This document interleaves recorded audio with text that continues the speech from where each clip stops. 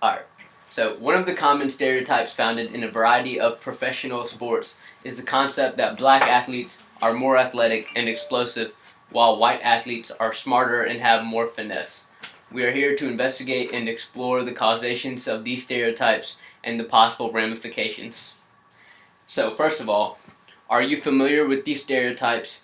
If so, what sports do you see these stereotypes associated with, and in what context were they used? I'd probably say definitely see these stereotypes portrayed in football and sometimes in basketball as well. So yeah, I definitely say those are definitely evident in a lot of popular sports. All right, so Wait, hold on. something else Hold on. for Let me. me get the phone out of the way just so it doesn't bleep again. So, So all right, well, so in what context were the stereotypes used? well, I mean, probably say definitely the quarterback stereotype. There are a large percentage of quarterbacks that are white, right? And it's usually perceived that quarterbacks, it's a more strategic position. You got to have a lot more strategy. So I feel like often the media definitely sort of like portrays them as more of the smarter players out there on the field. Whereas maybe your linebackers or something, the big dudes, 300 pounds, maybe portrayed as maybe a little less intelligent because they have one job, as opposed to a quarterback which has to look for all of his receivers, So that may play into how different races are perceived in the different positions. All right, all right. So, next question. In your opinion, how do you think these stereotypes are formed? I think the media definitely has a large role in it. Um, you see on ESPN, these guys, they analyze the game for hours and hours and hours, all the different players, what they're thinking.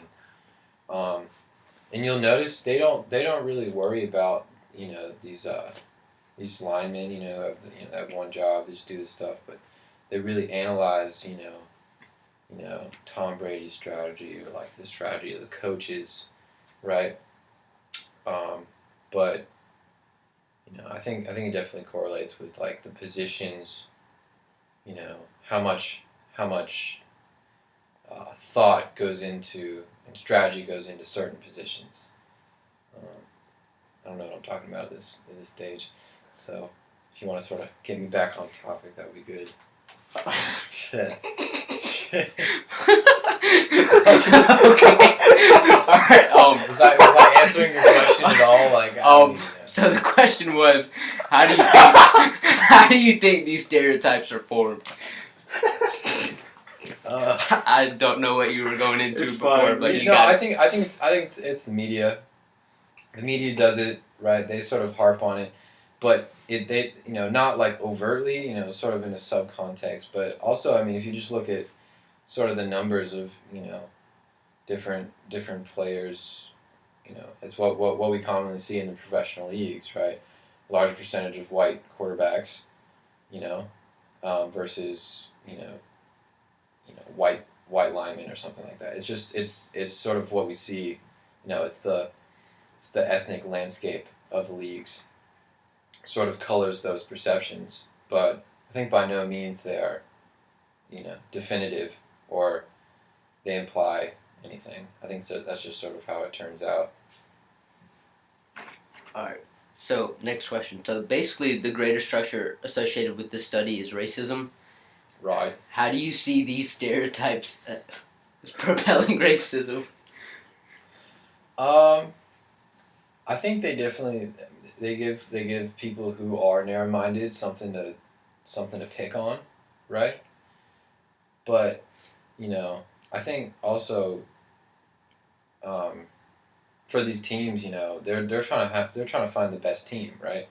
So if you have certain people who have different strengths, you're going to put them in the position that they're strongest at, and it may just be that certain races on average are maybe better at certain positions than others, and that's not. I don't think that's necessarily like a racist thing. you know, unless you're putting someone somewhere, you know, based on their race solely, not on their ability. I think it's ability based, you know, where they actually end up on a team. So, but oftentimes there's trends in which players end up in certain positions, but by no means do I think that, you know, race should be a factor in that determination. Alright. So next question. Right. What are the possible consequences of these stereotypes? And what does this mean for athletes and non-athletes?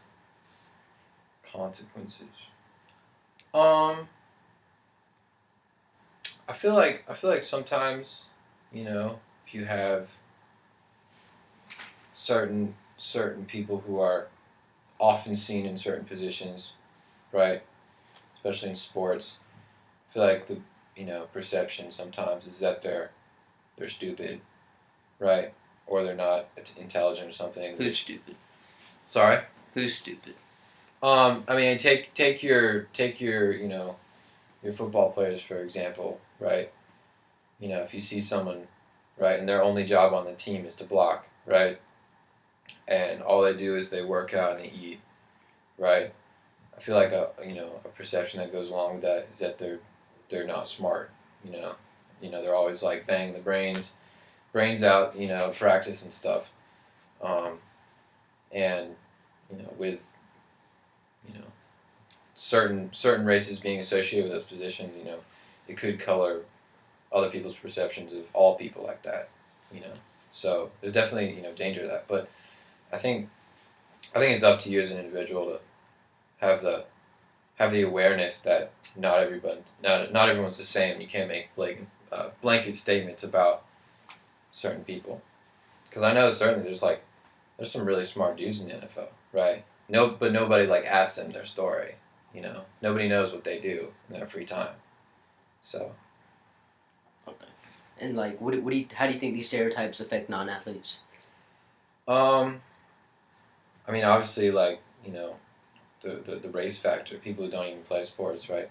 Those same perceptions that are like, you know, all these people are stupid or all these people are smart, and like those sort of things, they can often be carried over into everyday life. But I don't know. I think that's something that's like, you know, it does happen, but I mean, I think people should be aware of that. You know, anybody can do everything.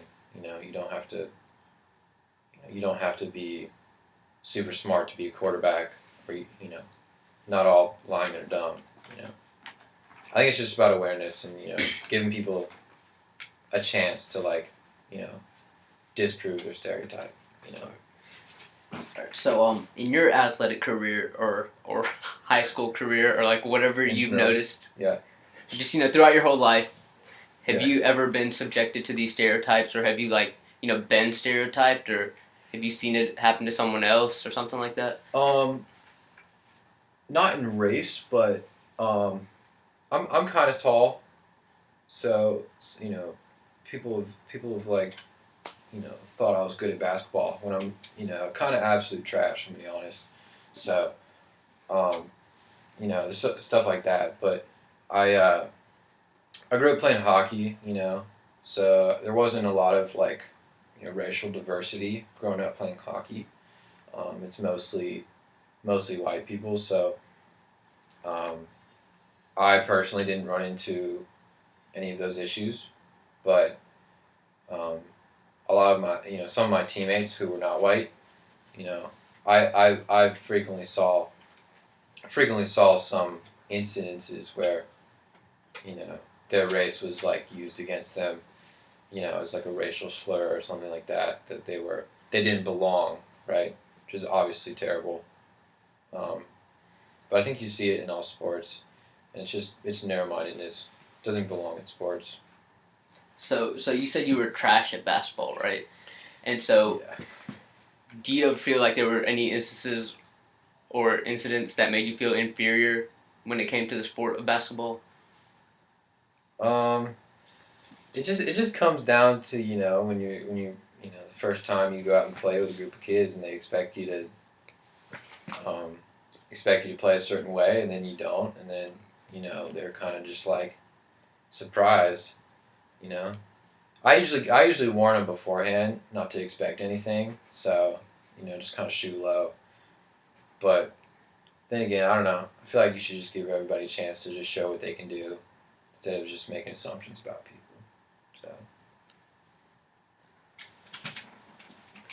So. I think you're done, No, dude. stop. Good. I was hoping you would talk about your ankles, but That's exactly what I was trying to hit at. Yeah, I'm not about to incriminate myself.